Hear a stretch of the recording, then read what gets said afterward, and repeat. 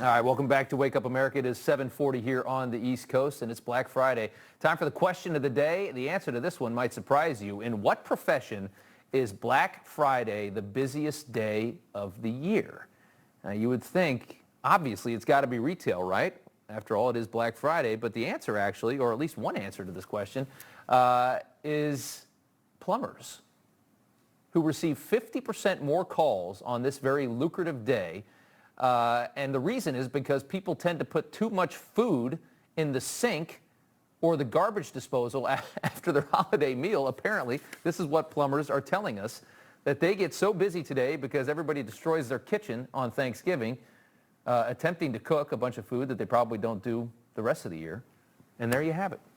Plumbers making a lot of money on Black Friday. Love to hear that. All right, a lot more coming up here on Wake Up America, including a chef with some tips about finishing up those Thanksgiving leftovers. But first, as it is Black Friday, we have to talk some shopping. We're going to bring in retail expert Seth Denson. Seth, good morning to you. Obviously, Black Friday is going to look a lot different this year, right? Well, it certainly does in a couple of ways. I mean, listen, it's family tradition in my household that every year I get up on Thanksgiving Day and I go get the local newspaper with all of the ads in them for Mrs. Denson. And I will say this year, pretty light. Usually it's a pretty heavy brick. The price didn't change on the paper, but the ads certainly did. And then even on my way into the office this morning, looking into the shopping and the parking lots of the different retailers, it's pretty quiet this morning, at least here in Dallas, Texas. That is interesting. You know, I noticed, and I don't know if this has always been this way, but this year I was kind of waiting for some Black Friday stuff I wanted to buy, and I knew it was all going to be 30-40% off. And I noticed that these Black Friday deals started hitting on like Sunday, of last week. Is that right. new, or am I just missing something?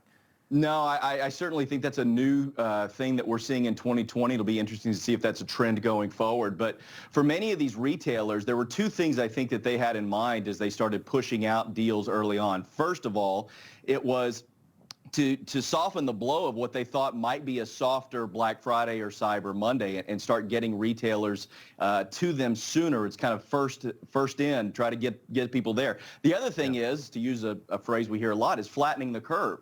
Many of these e-commerce solutions through even big box retailers are recognizing they're going to have some shipping challenges coming up. So the sooner they can get people to go ahead and buy, the sooner they can get to shipping. Yeah, and that brings another question of the supply chains in this country, the ability to manufacture some of the goods that we all purchase. Is there any supply weaknesses that you're seeing? Is there more demand than supply for any products? Well, listen, I'm still nervous about toilet paper. Yeah, there's a perfect example, yeah.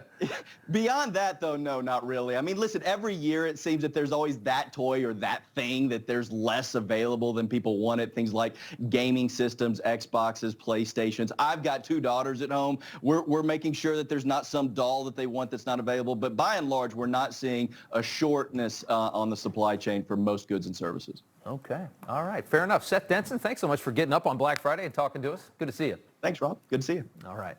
Coming up here, we got a chef who has some great ideas for all the leftovers in the fridge. If you don't just want a new